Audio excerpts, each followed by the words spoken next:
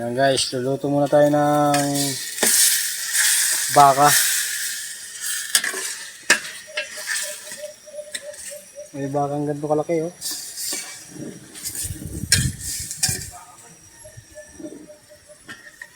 Luluto tayo ng adobo. Ginigisa muna natin.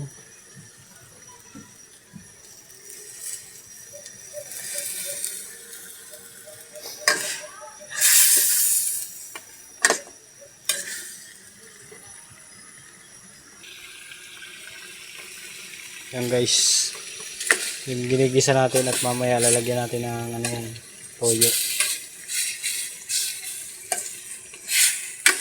Adobo. A few moments later, a few inches later, 2 hours later, 1 eternity later. Yan guys, lagyan natin ng toyo na. Pagkatapos natin gisahin, ilagyan na natin ng toyo.